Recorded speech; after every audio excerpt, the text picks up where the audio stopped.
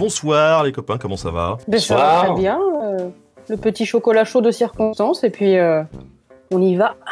Ah, ça fait plaisir. Alors, est-ce que Margot, tu peux nous détailler un petit peu ce que tu fais sur YouTube et ailleurs d'ailleurs, parce que je vois que sur TikTok ça marche pas mal. Ouais, ça marche plutôt bien sur TikTok. Voilà, je me suis lancée dans la jeunesse et le renouveau.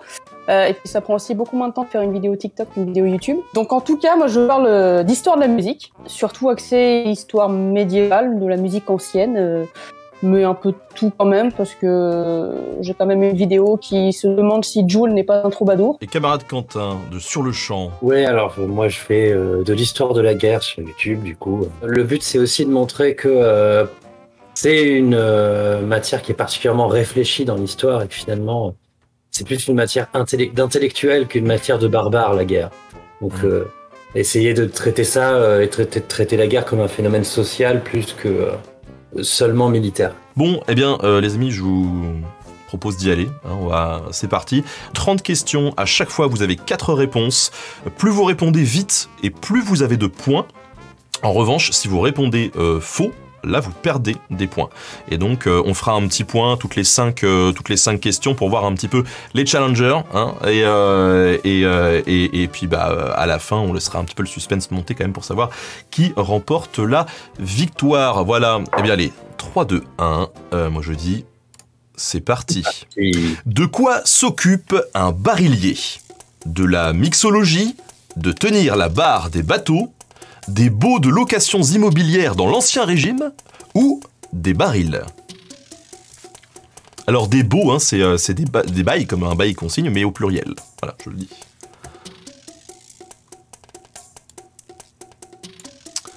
De quoi s'occupe un barillier? Vous avez une petite idée tous les deux?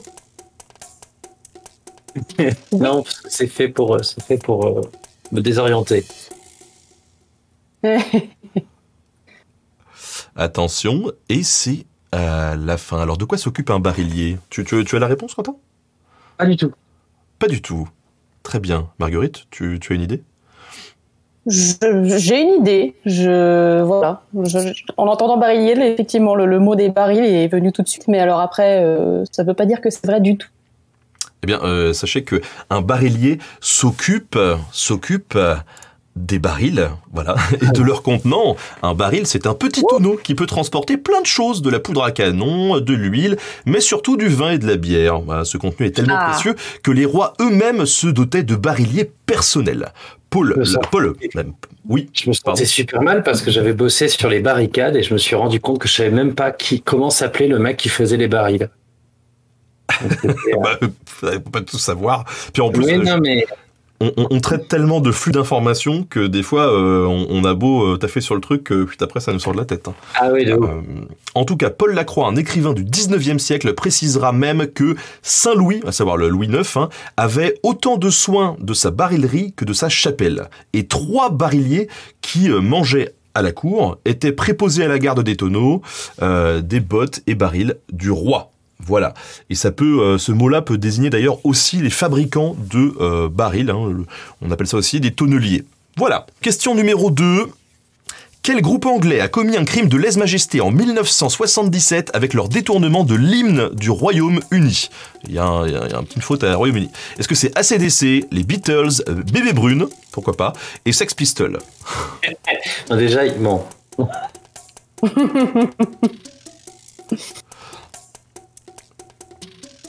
Tu cliques, hein, Quentin? Oui, je clique. T'avais même pas fini de lire la question, j'avais cliqué. Ah bah, il y a des classiques. Alors, Bébé Brune, c'est un peu jeune. C'est même pas un groupe anglais, en fait. Et ce n'est pas anglais. Et c'était les Sex Pistols. Et vous êtes 220 à avoir correctement répondu à cette question. 3 personnes ont répondu Bébé Brune quand même. Donc il s'agit du groupe punk des Sex Pistols, notamment avec l'extrait God Save the Queen, She Hates the Human Being. Ce titre, sorti lors du jubilé d'argent de la reine Elisabeth II, soit quand même ses 25 ans de règne, leur a valu d'être virés de leur label au bout de 6 jours de contrat. La chanson sera longtemps privée des ondes et de toute promo. Question numéro 3. Selon Les Misérables de Victor Hugo, en quelle année sont construites les barricades sur lesquelles meurt Gavroche? Est-ce que c'est en 1832, en 1848, en 1792 ou en 1870? Moi, je vous le donne dans le désordre. Ouais. Pour rajouter de la difficulté, tu vois. 1792, 1832, 48 ou 1870, plus que quelques secondes. On a notre spécialiste des barricades en sueur. Non, mais ça va. Tu connais la date? Oui. Ah. Vous me la ferez pas à l'envers. C'est bien tenté, hein. Mais alors, juste pour être tout à fait honnête, vraiment, je me souvenais plus des questions quand je t'ai invité. Hein. C'est pas un piège. Tu penses que c'était quoi? 1832. Ah oui, c'est 1832. Alors malheureusement, dans le chat, la plupart des gens ont répondu 1848. Bah oui. C'était pas loin. Connu. Mais c'était pas loin. C'était pas loin. Voilà.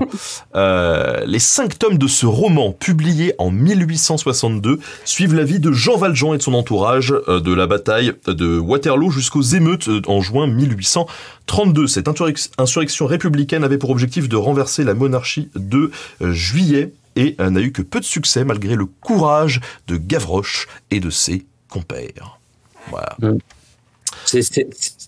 C'est une journée de barricade qui est moins connue parce que elle suit les 3 glorieuses de 1830 qui a renversé la Restauration. Et en fait, t'as des républicains qui sont un peu deg d'avoir renversé une monarchie pour avoir mis une monarchie. Et du coup, 1832, c'est la retentative, sauf que les mecs, pour le coup, ça manque complètement parce qu'ils n'ont pas de soutien et qu'ils ont perdu trop d'énergie déjà dans les 3 glorieuses. Question numéro 4. Lequel de ces monuments appartient aujourd'hui à un ou une propriétaire privée? C'est qui? L'hôtel de Sully, l'abbaye du Trônet, le cairn de Barnenay ou le château de Chenonceau? Attention là, il faut être au taquet sur le patrimoine là.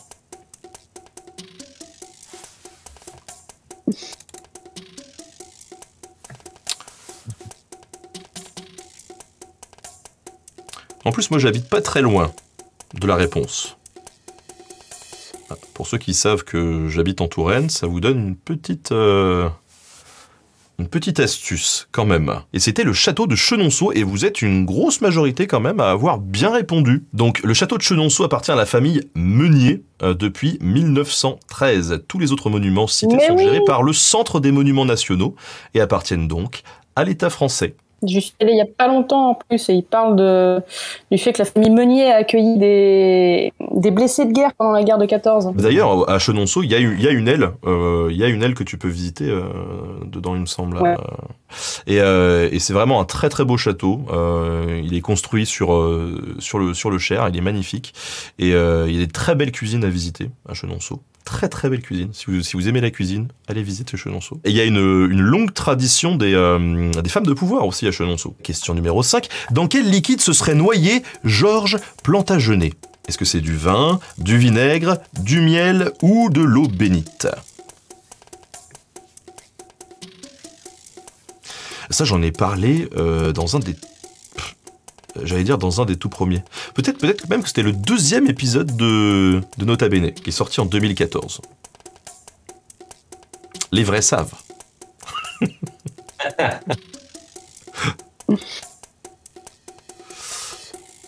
Alors, qu'est-ce qui serait le plus agréable selon vous? Le plus agréable, déjà se noyer, j'ai du mal à voir l'agréable. Oui. Je sais que le vinaigre, ça sera le pire, quoi qu'il arrive. Oui, ensuite le vin, quoique le miel avec le côté poisseux collant, ça doit pas être... Je me dis le vin au moins tu le bois quoi, enfin je sais pas. Est-ce que tu as le temps de t'enivrer avant de mourir? Je ne sais pas. Non. Georges Plantagenet, duc de Clarence, naît au XVe siècle, au sein de la maison de York, en pleine guerre des Deux Roses.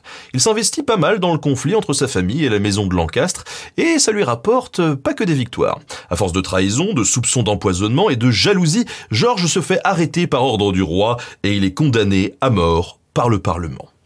C'est de sa cellule dans la tour de Londres qu'il aurait choisi le passage de sa vie à trépas, un trépas pas si désagréable que ça pour un amoureux de Pinard, et oui, mourir noyé dans une barrique de Malvoisie. Aucune preuve scientifique ne confirme cet événement qui a été raconté tel quel un siècle plus tard par Shakespeare dans Richard III, sa pièce. Toujours est-il que l'exhumation de son corps n'a montré aucune trace de décapitation, contrairement à ses compagnons d'infortune de sang royal. À qui doit-on l'organisation de nos herbiers? Est-ce que c'est Charles Darwin, André Le Nôtre, Carl von Linné ou Patrick Blanc?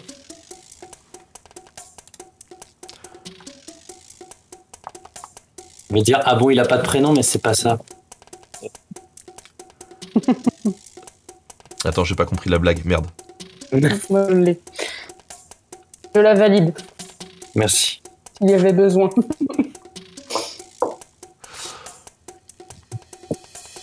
Ah oui, juste le blanc, effectivement, là. Putain, je me fatigue à comprendre les trucs 3 heures après. Eh bien, il s'agissait de l'ami Karl, et il n'a pas fait l'unanimité, hein, Karl, puisque vous êtes assez nombreux à avoir répondu André Le Nôtre. Avant tout médecin, le Suédois Carl von Linné jardine depuis qu'il est petit. Il rencontre en 1729 Peter Artedi et les deux se penchent sur la classification générale des êtres naturels. Si son nouveau copain s'occupe des poissons ou encore des reptiles, Karl hérite lui des oiseaux, des insectes et des fleurs. Il choisit de classer les espèces dans de grandes catégories selon leur apparence ou encore leurs moyens de reproduction. Il reprend aussi une vieille habitude qui permet à tout le monde de se comprendre. Associer chaque plante à son nom en latin, en plus de celui dans la langue vernaculaire. Même si les choses ont un peu bougé depuis, on utilise encore aujourd'hui cette nomenclature. Hein, en gros, on utilise toujours cette manière de classer. Voilà. Eh bien, qu'est-ce qu'on apprend des choses dans ce live? Oh oui, incroyable. Moi, j'en avais aucune idée. C'est pas un truc duquel je peux parler, j'en ai entendu parler, mais visiblement c'est le bordel au XVIIIe siècle, la recherche de classer les choses. Les mecs font des voyages, ramènent des plantes, ramènent des dessins, t'as des planches de dessins de partout. Enfin, c'est une histoire particulière très intéressante. Ouais, d'ailleurs, on avait fait un reportage sur Nota Bene sur le château d'Harcourt, dans le département de l'Eure. N'hésitez pas à aller le voir, hein, c'est Harcourt. Et là-bas, en fait, il y a une réserve, alors pas botanique, comment on appelle ça, sylvestre, qui est vraiment incroyable. Oui, je confirme. Pas très loin de chez moi, et il y a des arbres assez incroyables, et aussi que ce soit en termes d'âge ou en termes d'espèces qu'on voit pas forcément beaucoup chez nous. Enfin, et puis en plus l'été ils font des médiévales, donc c'est encore mieux. Oui, en plus. C'est l'arboretum, voilà, on a retrouvé le nom. L'arboretum, exactement.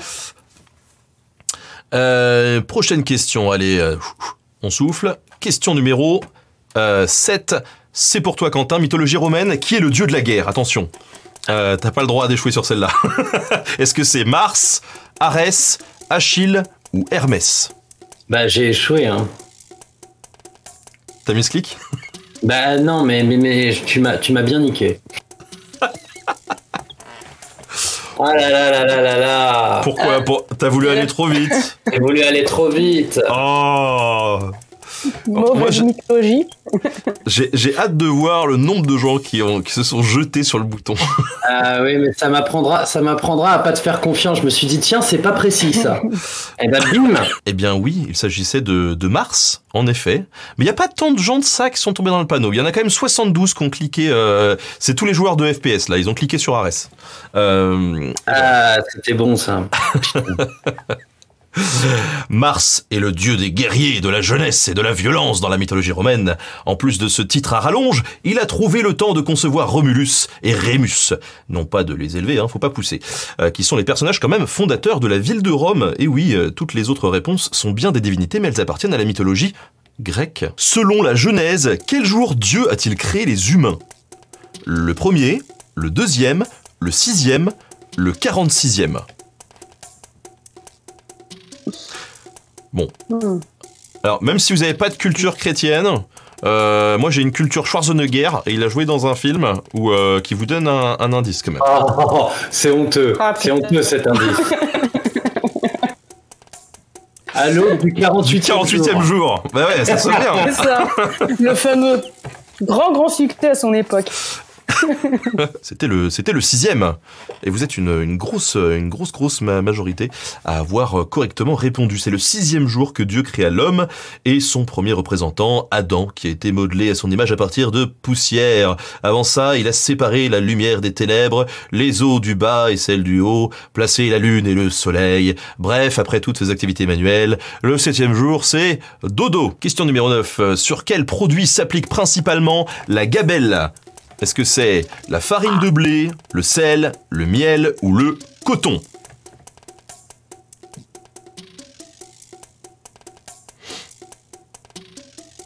On en a un petit peu parlé dans un épisode sur le vortex.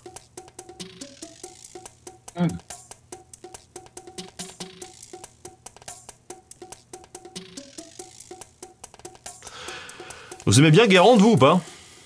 Grave. T'as fini de donner la réponse? C'était évidemment le sel, hein, voilà, c'était le sel. Si le mot qui vient de l'italien gabella, impôt, désigne dans un premier temps tout impôt permanent, il s'applique plus particulièrement sur le sel à partir de Louis X. La gabelle est généralisée au XIVe siècle à l'ensemble du royaume et selon les périodes, le roi pouvait en avoir le monopole. Alors quand je dis l'ensemble du royaume, évidemment, la Bretagne n'est rattachée au royaume de France qu'en 1532 et donc elle reste exempte de la gabelle. Elle ne doit pas payer la gabelle, ok ? Donc beurre doux, beurre salé, voilà. Eux ils avaient le moyen de saler le beurre. Voilà, on le sait maintenant pourquoi.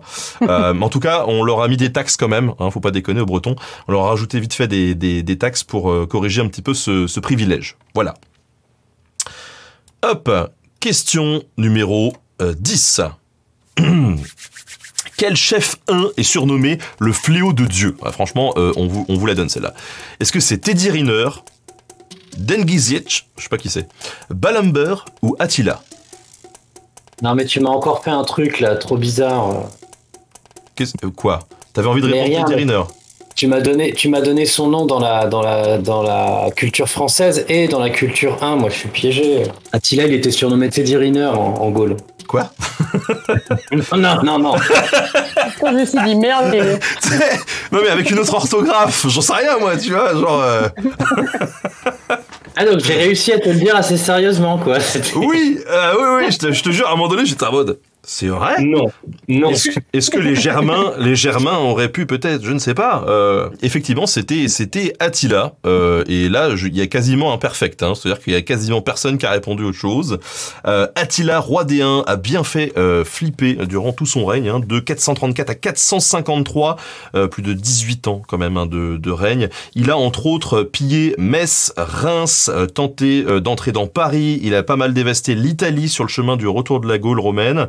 Il a tellement marqué les esprits que le chroniqueur Grégoire de Tours, hein, il y a quand même Tours dans son nom, dira de lui plus d'un siècle après les faits qu'il était le fléau de Dieu et que là où son cheval passe, l'herbe ne repousse pas. Quel est le premier roi de France de la dynastie des Bourbons ?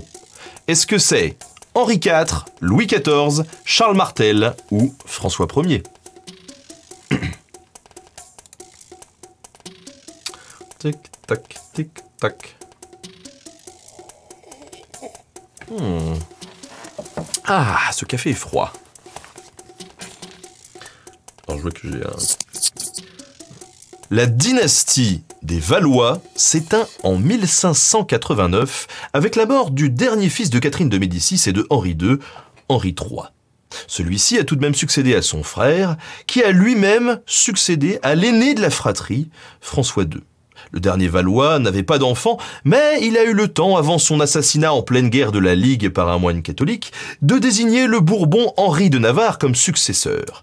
Le trône reste plus ou moins dans la famille. Le futur Henri IV est à la fois son cousin et son beau-frère. Voilà. C'était Henri IV. En quelle année se passe la bataille de Verdun ? Est-ce que c'est en 1866, en 1916, en 1917 ou en 1938 ? La bataille de Verdun.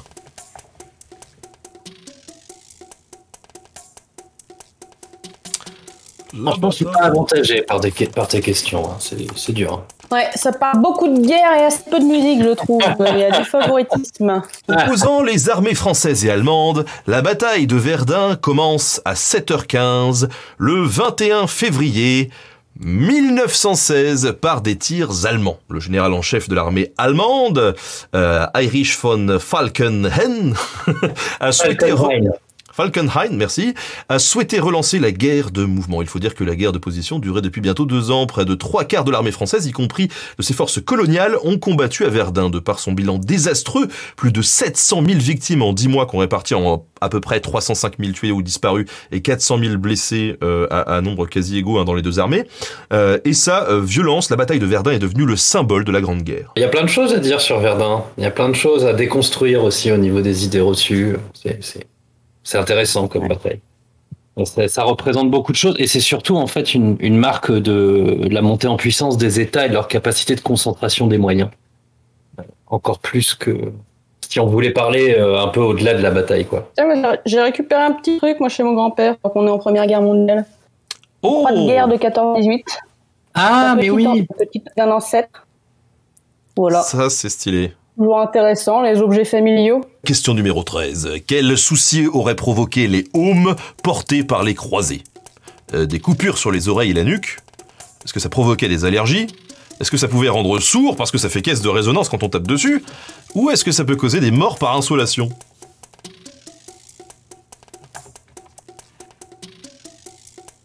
Ça, ils étaient pas aidés, hein. Déjà que les pauvres, ils avaient des parasites plein dans leurs intestins. Moi, je pense c'est qu'on pouvait s'en servir pour faire de la musique. Ouais.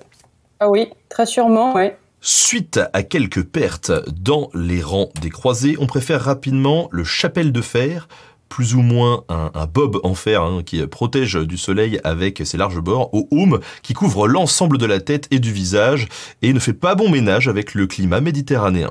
Au début du XIVe siècle, on commence à y ajouter un masque facial mobile. C'est quand même plus pratique quand on enfile le casque pour de longues heures et le visage reste protégé si ça part en eau de boudin. C'était donc le soleil. Voilà, parce que dedans tu cuis.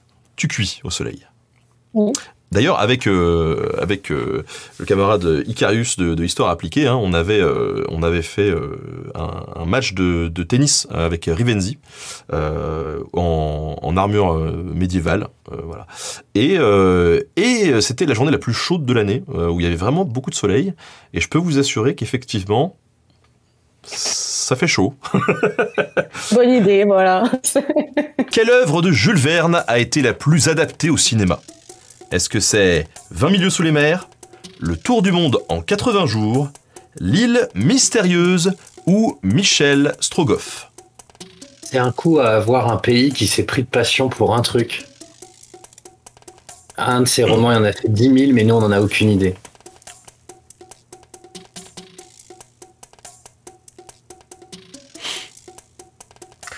Moi, je suis inculte, en fait. Je m'aperçois que je suis inculte. Là, vraiment, parce que j'étais... Enfin, Jules Verne, on a l'impression que tout ce qu'il a écrit, c'est plutôt connu. Mais par exemple, Michel Strogoff, honnêtement, je connais pas, en fait. Ah, tu connais pas? Non. Typiquement, c'est lui qui m'inquiète. Parce que je me dis, si les Russes ont décidé que c'était important, ils en ont fait 46 films, et tant pis pour le reste, c'est lui qui gagne. Mais ils avaient pas fait une série animée, je sais plus. Ah bah ça a été adapté, ça c'est sûr, mais bon. En tout cas, les gens disent très très bon Michel Strogoff. Oui, c'est bon. Il faudrait que je rattrape pour ma culture G. Et en fait, t'avais plutôt raison de te méfier parce que c'est effectivement Michel Strogoff. Ah bah voilà. Il y a très peu de gens. Il y a 8 personnes. Il y a 8 personnes, quand même, sur les 500 personnes qui sont en train de jouer. Là, il y a 8 personnes qui ont eu la bonne réponse. Les centimes. Bravo.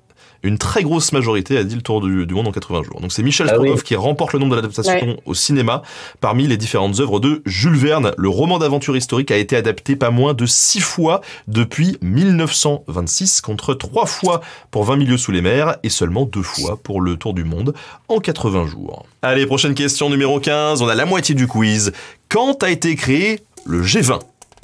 Est-ce que c'est en 1936, en 1951, en 1999 ou en 2009?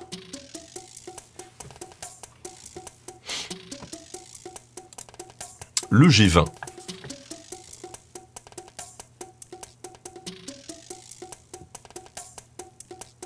Pour vous, c'est plutôt récent ou c'est pas récent? G20, il me semble, je dirais que c'est plutôt récent. C'est récent, oui. Mais... C'est difficile d'imaginer le G20 avec la guerre froide. Puis après, la question, c'est quand est-ce que ça s'est fait exactement entre 1999 et 2009. À mon avis, c'est plutôt 2009. Bah écoute, non. C'était 1999. Voilà. Ah bah merde. Mais effectivement, la tendance dans le chat se tirait la bourre entre 2009 et 1999. Le groupe des 20 qui rassemble les 20 pays les plus riches se réunit annuellement. Il a été créé en 1999 en réaction aux crises financières successives des années 1990. Quel est le nom du rouge sur les blasons? Est-ce qu'on appelle ça raide, anémia, gueule ou juste rouge en fait, hein? C'était Copain du Web. Merci les drapeaux normands. Copain du Web, il avait fait une super vidéo sur l'héraldique, créer votre propre blason, tout ça, et vous apprenez un petit peu le jargon de tout ça. Et c'est vrai que ça les blasons, c'est quelque chose. Hein. Ouais, et puis c'est vrai que quand tu annonces ton blason, ça a quand même de la gueule de pouvoir, tu vois, énoncer tout ça, quoi. De la gueule. Ça a beaucoup de gueule, ouais. Et oui, ça a beaucoup de gueule. Et vous êtes très nombreux à avoir la bonne réponse. Donc effectivement, en héraldique, qui est la science des blasons et armoiries, le rouge est appelé gueule, probablement en référence à la couleur rouge que l'on aperçoit dans la gueule ouverte des animaux. Une autre hypothèse vient du latin gulae, et ce mot désigne les peaux teintes en rouge que les seigneurs du Moyen-Âge utilisaient pour couvrir leurs écus ou fourrer leurs habits. À la mort de son époux Charles VIII, de quelle couleur s'habille Anne de Bretagne? En bleu? En blanc? En noir? Ou en violet? On peut plus vivre sans risque là. Non. Charles VIII, je vis dangereusement. Qui est mort, on le répète tous les mois parce que quand même, hein, je veux dire, quand tu meurs de façon aussi nulle, il faut qu'on se le rappelle au moins tous les mois. Mais c'est horrible. Voilà. Vous vous souvenez comment il est mort ou pas? Oui. Le linteau de porte. C'est ça, ouais. Le linteau de porte au château d'Amboise. Il voulait se dépêcher, aller un petit peu vite pour se rendre à sa partie de jeu de paume. Et il a descendu l'escalier trop vite et il s'est pris le linteau de porte, donc le haut de la porte, hein, dans la tronche. Ce à quoi il aurait, d'après la légende, répondu ça va, tout va bien. Et puis il est allé voir le match. Voilà. Finalement, ça n'allait pas du tout. Et donc, Anne de Bretagne, effectivement, qui s'habillait en noir. Alors, on voit, il y a pas mal de gens qui ont répondu en blanc. Est-ce que vous avez répondu en blanc, vous? Ouais. Oui, parce que c'était censé être la couleur du deuil. Ouais. Ah oui. À une époque. Je me suis souvenu de ça, mais je savais pas quand et je me suis dit c'est maintenant. Eh bien, sachez justement que Anne de Bretagne, qui était une forte tête, hein, Anne de Bretagne, qui était badass, rompt avec la tradition qui veut que les reines portent le deuil en blanc. Probablement inspirée par les costumes des paysans bretons, elle choisit de se vêtir dans des nuances plus sombres durant les nombreux deuils qu'elle a vécus. Elle est l'une des premières reines noires de France. Quelques-unes de ses successeurs, telles que Catherine de Médicis, feront le même choix et les reines abandonneront progressivement le blanc pour le noir lorsqu'elles subissent une perte dans leur famille proche. Qu'est-ce que la poulaine? La poulaine, c'est les toilettes sur les bateaux, ou alors une chaussure, ou une maladie touchant la laine, ou peut-être même le féminin du poulain. Qu'est-ce donc? La poulaine. Apportez-moi la poulaine. T'en as pas parlé il y a pas longtemps sur Twitter ou Insta pour partager un truc? Je crois pas. Peut-être. Si. Tu connais mieux mon programme Insta que moi. Si. Eh bien, c'est un magnifique outil que l'on place sur les pieds, qu'on appelle communément une chaussure. Et c'est du plus bel effet. Écoutez, c'est une chaussure. Je remonte comme ça, c'est... Oui, elles sont très très ça belles. devrait revenir à la mode, je pense.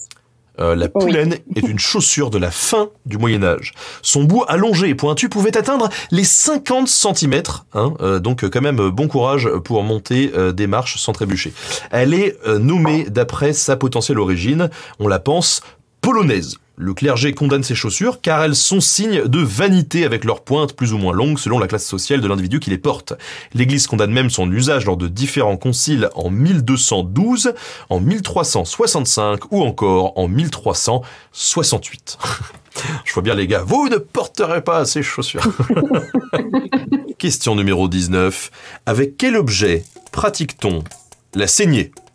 Est-ce que c'est avec un tesson? Parce que pourquoi pas, on a des oufs.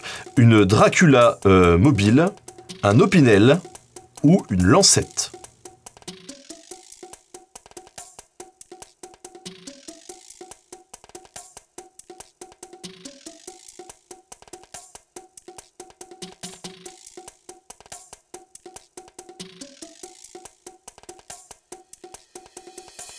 Et donc, justement, cette question avec quel objet pratique-t-on la saignée? Eh bien, c'était avec une lancette. Voilà, la lancette. Donc, 254 personnes qui ont correctement répondu à cette question. La lancette prend la forme d'une lame peu aiguisée avec une pointe ajoutée sur l'un de ses bords. C'est cette pointe qui va inciser la veine choisie. Le sang s'écoule ensuite dans la palette à saigner. Celle-ci est souvent graduée pour être sûre de ne pas en prendre ni trop peu. La taille de la lancette varie selon la zone d'incision. Par exemple, entre le petit doigt et l'annulaire en cas de danger de mort pour tenter de te sauver. Elle est même parfois décorée pour lier l'utile à l'agréable. Parce que quand même, on n'est pas des sauvages. Qui a peint la voûte de la chapelle Sixtine au Vatican? Est-ce que c'est Caravage, Raphaël, Michel-Ange ou Léonard de Vinci?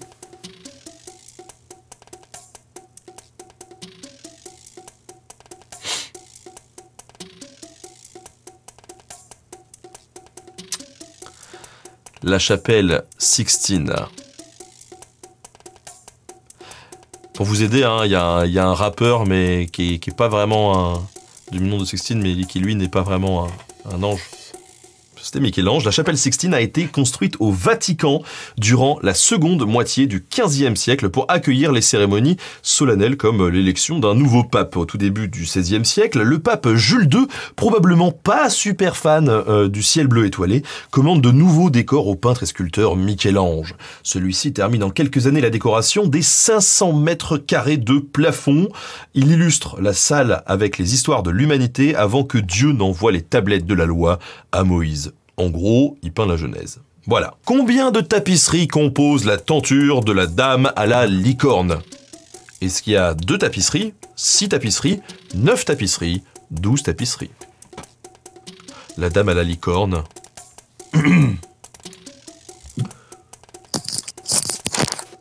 La dame à la licorne. Est-ce qu'on doit considérer que la dame à la licorne, c'est une BD? Eh ben, on peut se poser la même question pour la tapisserie de Bayeux, par exemple. Ah, alors de ouf. Sachez que, alors je l'ai pas encore casé dans dans mon planning, mais j'ai un épisode dessus. Il est écrit. Combien de tapisseries? Selon toi, il y en a combien, Quentin? J'ai dit 12, mais je n'ai aucune idée. La tenture de la dame à la licorne, qui est datée du début du XVIe siècle, est composée de 6 tapisseries. Et oui, 6 seulement. 5 de celles-ci représentent une allégorie des 5 sens, toucher, goût, odorat, ouïe et vue, et l'ensemble de cette tenture est conservé au Musée national du Moyen-Âge de Cluny. Ah, bonjour. Allez, question numéro 22. Qui Jean-Martin Charcot a-t-il eu comme élève?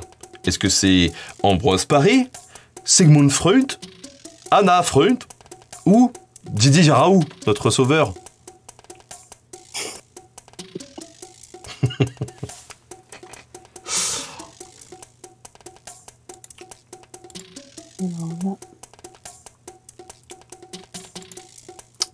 Didier Raoult.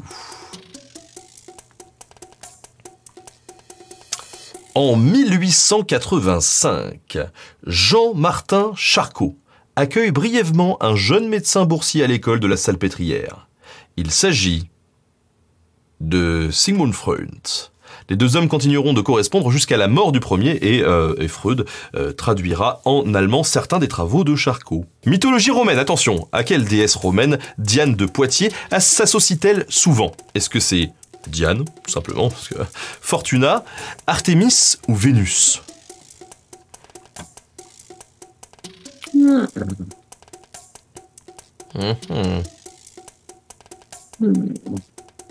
Oh, le petit mouche pointillé là. Hop. Alors, mythologie romaine ou mythologie grecque? Mythologie romaine. Mais ça n'existe pas, la mythologie romaine. Oui, ils ont tout piqué. La mythologie romaine, c'est le supermarché des mythologies. Diane de Poitiers n'a pas eu à chercher très loin pour s'offrir une référence antique, puisqu'elle choisit Diane. Elle était super loin. La déesse de la chasse et du monde sauvage dans la mythologie romaine, Artémis, chez les Grecs anciens. La déesse est souvent représentée avec un arc, un carquois ou encore un croissant de lune surmontant son visage. On retrouve ces symboles dans les décors des différentes demeures et quelques portraits de la plus que reine. Voilà. Qui a été viré du Panthéon? La loose. Est-ce que c'est Louis XVI? Est-ce que c'est Napoléon III? Est-ce que c'est Pétain? Ou est-ce que c'est Mirabeau? Qui s'est fait virer du Panthéon? Ça dépend de son vivant. Attends, j'ai pas lu.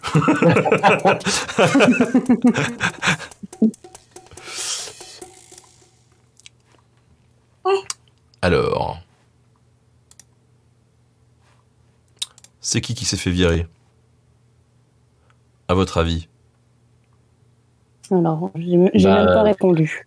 Pour moi, c'est Mirabeau. Pétain, il n'a pas eu l'occasion d'y rentrer. Napoléon III, il n'a pas eu l'occasion d'y rentrer. Et Louis XVI... Écoute, et peut-être que c'était un grand homme avant qu'on le raccourcisse. Je ne sais pas. Mais du coup, c'était de son vivant. Le Panthéon, église devenue nécropole nationale, a pour vocation d'accueillir les grands hommes de France. Le premier homme à connaître les honneurs du Panthéon en 1791 est Mirabeau. Issu de la noblesse, il fait partie des fervents défenseurs de la République. Son repos aura été de courte durée puisque l'année suivante éclate l'affaire de l'armoire de fer. Le serrurier du roi Louis XVI a révélé et ouvert une armoire secrète, remplie de documents confidentiels du souverain. Et parmi ces papiers, on trouve une correspondance entre le comte de Mirabeau et Louis XVI. Tiens. Le député conseillait le roi, un double jeu qui devait lui assurer une bonne place, quelle que soit l'issue de la crise, salaud. Le député... voilà. Félon. Après à peine 3 ans au Panthéon, la dépouille de Mirabeau est déplacée au cimetière voisin. Finalement, en 1798, sa sœur le déplacera à nouveau, mais ce coup-ci dans une fosse commune. À ce jour, son corps n'a pas été retrouvé. Ah merde, j'ai lancé la prochaine question. C'est parti. Quel prix Nobel n'existe pas? Est-ce que c'est chimie, le prix Nobel de la paix, le prix Nobel de mathématiques ou le prix Nobel de littérature? Désolé, j'ai mis ce clic. Alors, je tiens à préciser que quelle que soit la réponse, c'est honteux. Et je ne veux pas savoir s'il y a eu des problèmes personnels dans cette histoire. D'accord? Parce qu'il y en a marre.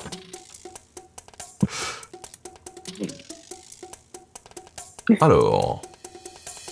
C'est Alfred Nobel qui crée les prix du même nom sur son testament en 1896.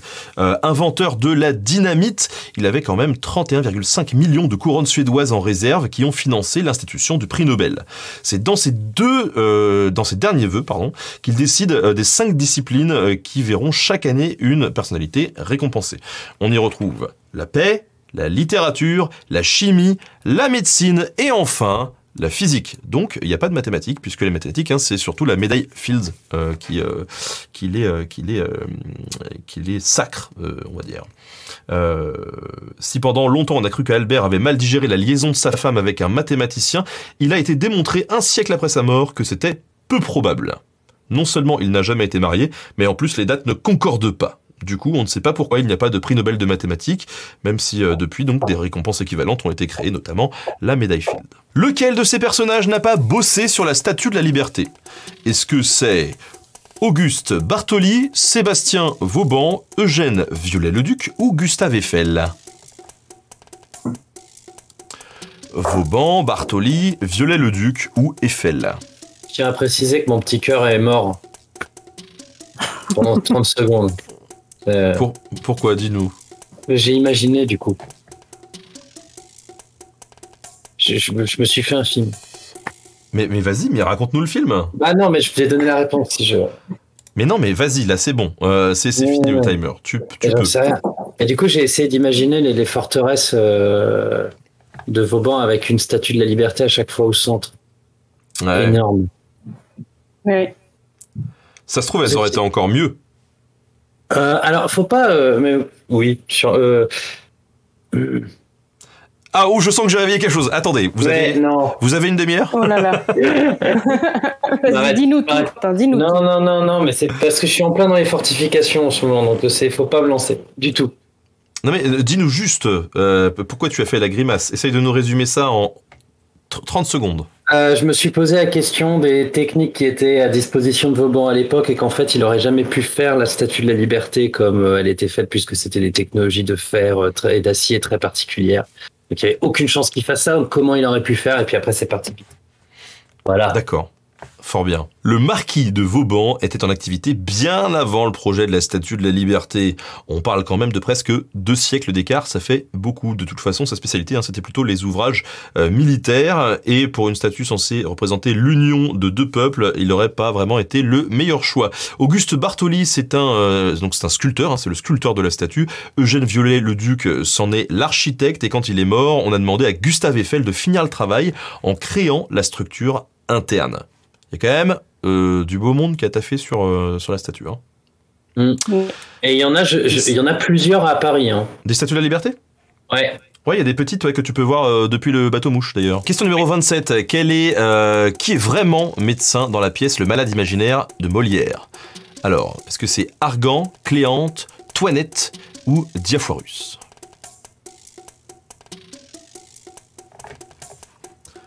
Le Malade imaginaire. Je crois que j'ai dû le voir une fois à Paris, il y a une dizaine d'années, au théâtre. C'est une adaptation un peu moderne et c'était pas ouf. En tout cas, le vrai médecin dans Le Malade imaginaire, c'est Thomas Diafoirus, qui est le seul vrai médecin dans Le Malade imaginaire. Et c'est bien pour ça que qu'Argan l'hypocondriaque le préfère à Cléante pour épouser sa fille. Toinette, c'est la servante d'Argan et elle se déguise en médecin pour se moquer de lui. Et à la fin de la pièce, tout ce petit monde est encouragé à devenir toubib, sauf Toinette. Et Argan est même intronisé docteur. Voilà. Sans son diplôme. Pour quelle raison une carte Pokémon de l'extension Jim et Rose a-t-elle été censurée en Amérique? Est-ce qu'il s'agit d'un Lipoutou pouvant caricaturer une blackface, un Pikachu faisant un doigt d'honneur, un champion d'arène accompagné d'une croix indienne ou un Maganon arborant les symboles communistes? What? Ça peut tellement être tout à la fois. On a dit, l'histoire ça touche à tout. Même au Pokémon. J'ai fait un épisode là-dessus aussi.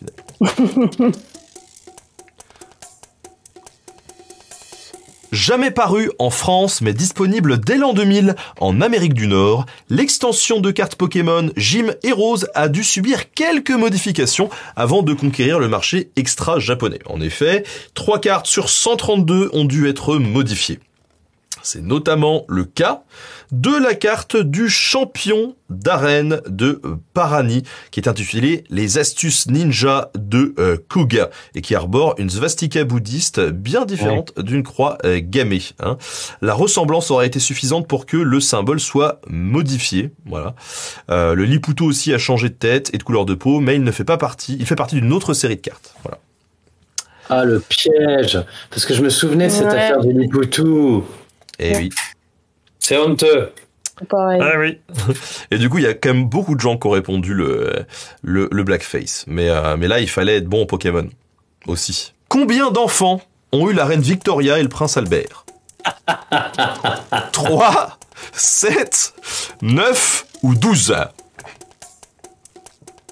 Oh putain. Alors... Trop. Moi, je vous donne un indice, mon grand-père a eu le même nombre, mes grands-parents ont le même nombre d'enfants. habile. Oui, ça nous aide énormément. Ben oui.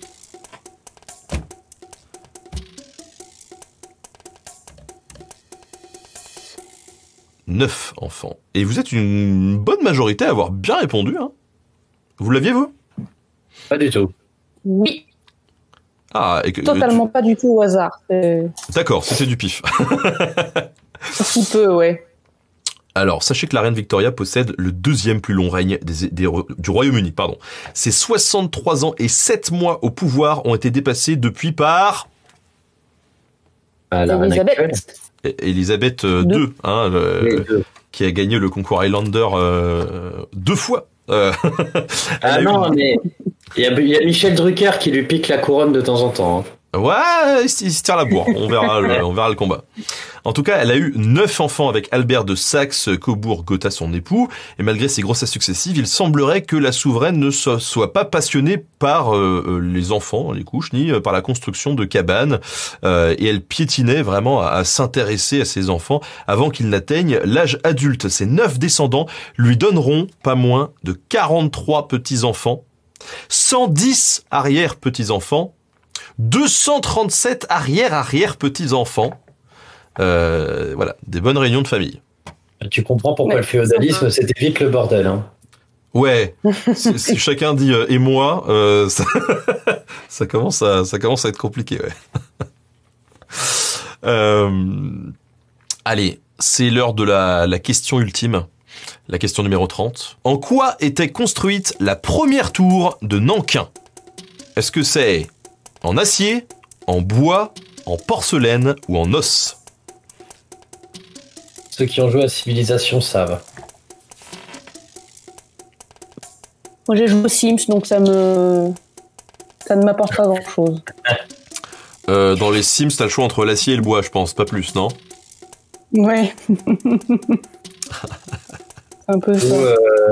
Ouais, t'as quand même la possibilité d'enlever l'échelle de la piscine. Dessiné par l'empereur chinois Yongle de la dynastie des Ming, la tour de Nankin s'élève dans la première moitié du XVe siècle.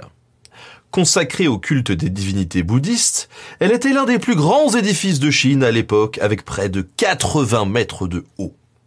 Toute sa façade extérieure était recouverte de tuiles de porcelaine qui, selon les chanceux qui l'ont contemplée, reflétaient la lumière du soleil. Au XIXe siècle, la tour subit quelques revers pour être finalement détruite en 1856 par les rebelles Taiping.